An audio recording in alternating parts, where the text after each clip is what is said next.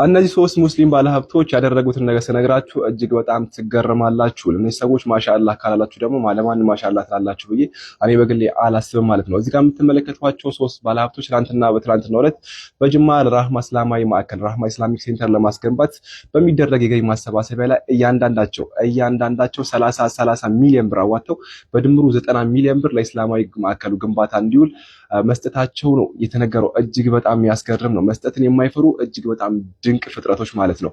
እንዴት አይነት መታደል ነው! አላህ ይስጠንና እኛም እንደነሱ ልንሰጥ ምኞቴ ነው። እጅግ በጣም አስገርሞኛል። አስቡት እንግዲህ 30 ሚሊዮን ብር ወላሂ በጣም ያጅብ ነገር ነው። ሰዎች 1200 ምናምን ለመስጠት ብቻ ስናመነታ እንታያለን አይደለ?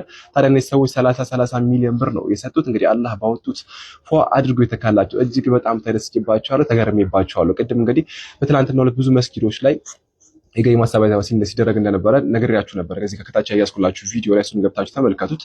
ታዲያ ከሱ ጋር በተገናኘ የምነግራችሁ ነገር አለ ያልኳችሁ ይሄን ነበር። እጅግ በጣም አስደሳች ነገር ነው የተሰማው። 30 ሚሊዮን ብር ወደ 90 ሚሊዮን ብር የሚጠጋ ገንዘብ ሰጥተዋል በጅማ ለሚገነባው ራህማ ኢስላሚክ ሴንተር ማለት ነው። ከዚህ በተጨማሪም ደግሞ የትራኮን ትሬዲንግ ባለቤት የሆኑት አቶ ኡመር ማለት ነው እሳቸውም ደግሞ 13 ሚሊዮን ብር ለዛ መስጊድ ለአረብ ገንዳ መስጊድ ግንባታም መስጠታቸው ጭምር ነው የተነገረው። እነዚህ ባለሀብቶች መስጠትን አይፈሩም ነው የምላቸው። እጅግ በጣም የሚለዩ ፍጥረቶች ናቸው። መጨረሻ ላይ የተመቹኝ ማለት ነውና በጣም ስለወደድኩ ወደ እናንተ ያመጣሁላችሁ። እነዚህ ሰዎች እንግዲህ አቶ ሃይደር፣ አቶ ናስር አብዶና አቶ ፋይሰል ይባላሉ። እነዚህ ሶስት ባለሀብቶች እንግዲህ አላህ በጀነት ያበሽራቸው።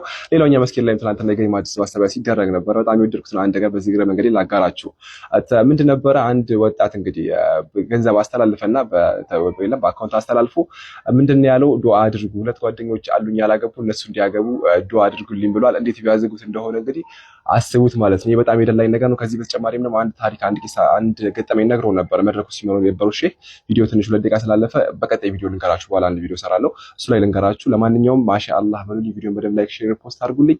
መስጠትን የማይፈሩ እጅግ በጣም አላህ የወደዳቸው ፍጥረቶች ብያችኋለሁ። በጣም ነው የደሉኝ። አላህ ለኛ የሚስጠንና እንስጥ። ሀሳባችሁ ኮሜንት ላይ አጋሩኝ። ሰላም አለይኩም፣ ይመቻች።